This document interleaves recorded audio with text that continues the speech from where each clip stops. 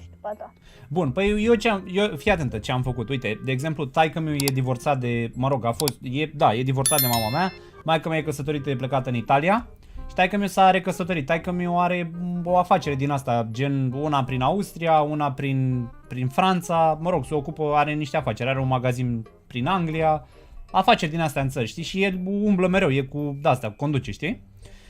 Și conducând așa s-a combinat cu o tipă mai tânără ca el. Eu, îți dai seama, eu am 24 de ani și taică-miu m-a făcut când el avea 19 ani. Adică am un tată tânăr, știi? Adică nu e băbălău și asta, știi? Are undeva la 48 de ani acum. Bun, și fii atentă. El, dacă a divorțat de mama și nu s-a mai recăsătorit cu niciuna, îți dai seama că și-a făcut și el o gagică, o de-asta. Și culmea e că gagica aia cu care s-a combinat el avea undeva la 28 de ani, 29 de ani, înțelegi? Și îți dai seama că eu o cunoșteam ne-am văzut că a venit cu ea pe acasă, că eu stăteam cu taică-miu, știu dacă maică mea e plecată, e măritată în Italia. Și a venit cu ea, hi, el plecând la fel prin țările astea, ea a rămas la noi și eu am rămas cu ea de fiecare dată, înțelegi? Adică am rămas cu ea acasă. Și dai seama că până la urmă am cedat eu, știi, că mi-a început să-mi placă de ea, m-am combinat cu ea. Și practic eu cu tata am trăit cu o singură femeie.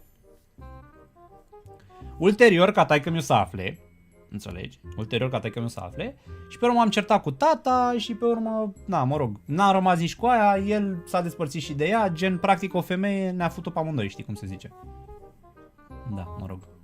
Vagabond ordinar. Păi și cât ai stat cu ea? Păi îți dai seama că aveam ideile asta de mult timp, adică pana mea, adică mult timp. Și îți dai seama că până la urmă, asta a fost. Am iubit-o, două dracu, am iubit-o. Da. Ce să fac? Îți dai seama, știi, amanta lui tata și amanta lui fisu. Adică e combinația perfectă, știi? Ne-am futut în familie, cum se zice. E tata, n-am cum să mă cer cu tata pentru aia. Și îți dai seama că s-a despărțit. Oricum îi mânca banii. Îi mânca banii, că era bagabantă rău de tot. Adică îți dai seama că a luat la bani, fai de capul meu, nenorocită rău de tot. Da. Și uite-mă, acum încerc eu să socializez cu oameni, să vorbesc și eu, să-mi spun oful, nici nu știu ce sfaturi îmi dai. Ce zici? Să mă cer cu tata și să o iau pe asta de nevastă?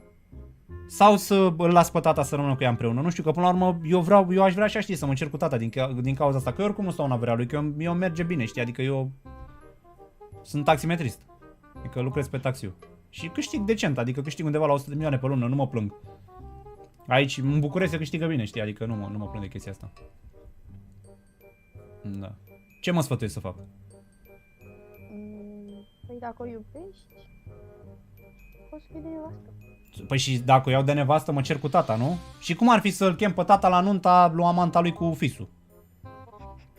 Cum ți se pare asta? Nu, sincer acum. N-aș face, dacă tu o iubești, nu mai contează. Nu mai contează. Cum dracu să nu conteze? E nebun la cap? Contează. Înțelegi? Da. Atunci, lasă-o să rămână cu taică-tu. Să o las să rămână cu tata. Păi și eu sunt gelos, așa sunt invidios pe tata. Tu îți dai seama cum să mă gândesc eu că tata o papardește pe femeia pe care o iubesc eu, ai nebun la cap ce? Mi se pare așa imposibil, o dragoste din asta, o iubire din asta imposibilă. Da, nu știu. Tu de unde ești din România? Din Slatina. Din Slatina, am înțeles. Da. În fine. Da, nu știu. Până la urmă mă combin cu tata și o las pe aia, da. Deci... Subscribe now.